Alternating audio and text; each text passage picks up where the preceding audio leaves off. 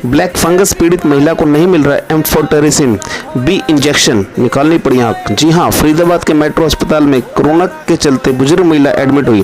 Corona ठीक हो गया तो 13 मई को ब्लैक फंगस डायग्नोसिस हुआ, जिसके बाद अस्पताल प्रशासन को गुहार लगाने पर भी इंजेक्शन मुहैया नहीं हुआ।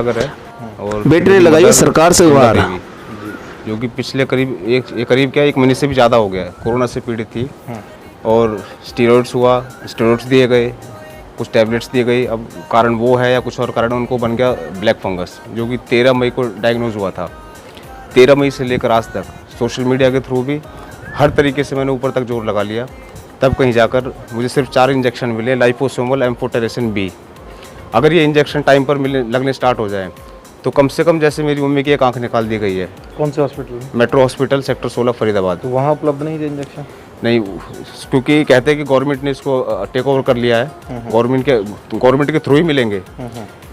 हॉस्पिटल डेली मेल कर रहा है डिपार्टमेंट को, डेली। मेरे पास सारे प्रूफ्स हैं उसके, मैं वही निकाल रहा था, वही दिखाने के लिए आपको। ये बताएं पहले कहानी। डेली भेज रहा है, 7 दिन से कंटिन्यू इंजेक्शन के लिए रिक्वेस्ट भेजी जा रही है, लेकिन अभी तक सिर्फ डॉक्टर कहता है 6 इंजेक्शन मुझे डेली चाहिए वेट के हिसाब से। 7 दिन में सिर्फ 4 इंजेक्शन मिले हैं बस। और जब ये डायग्नोज हुआ था तो वो फंगस जो है मम्मी की आंख में तो था ही था, माइंड के गेट पर खड़ा हुआ था बिल्कुल जी। अब मुझे इस बात का खतरा है कि कहीं वो माइंड में ना चला गया हो जी। एक आंख निकालनी पड़ी? एक आंख निकाल दी गई है।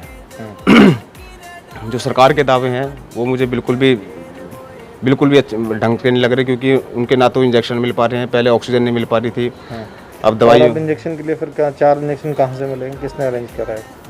मेट्रो हॉस्पिटल ने m4bharyana@gmail.com पर रिक्वेस्ट डाली थी कि हमारे इस पेशेंट को इतने इंजेक्शन की रिक्वायरमेंट है 14 से 21 दिन तक के लिए, सारा उसमें मेंशन किया था।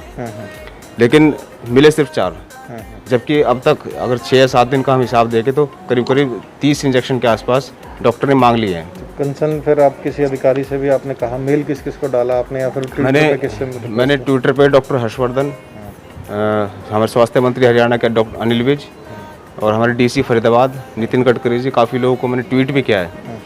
ट्वीट करने के बाद उसका मैं आपको दिखाऊंगा, स्नैपशॉट दे दूंगा। ट्वीट करने के बाद आज 4 दिन बाद मुझे बीके हॉस्पिटल से फ़ोन आता है, डॉक्टर विशाल सक्सेना है शायद उनका नाम, वो CMO कंप्लेंट के नोडल ऑफिसर हैं। उन्होंने बोला आप एक बार हॉस्पिटल आइए, आपने हमारी शिकायत करी है। मैंने उसको ये बोला था, मैंने शिकायत नहीं करी है, मैंने सिर्फ सरकार से मदद मांगी है। और वो उसको उल्टा ले रहे, मेरे को अब बुलाया गया, मैं बीके हॉस्पिटल में ही खड़ा हूँ, मुझे बुलाया है, मैं काफ़ी देर से बाहर बैठा हूँ, मेरे पास इतना टाइम नहीं है, मजबूरन मुझे वापस हॉस्पिटल जाना पड़ रहा है मम्मी के पास। मैं भी इनकी बात सुनने के लिए यहाँ बैठा रहूँ या फिर हॉस्पिटल में मम्मी को संभालूँ। आगे आप फिर दोबारा आप क्या चाहते हैं? किस तरह से एक आंख तो निकल गई है, मैं सिर्फ ये चाहता हूँ टाइम पर, अगर डॉक्टर जितने इंजेक्शन मांग रहा है टाइम पर वो मिल जाए।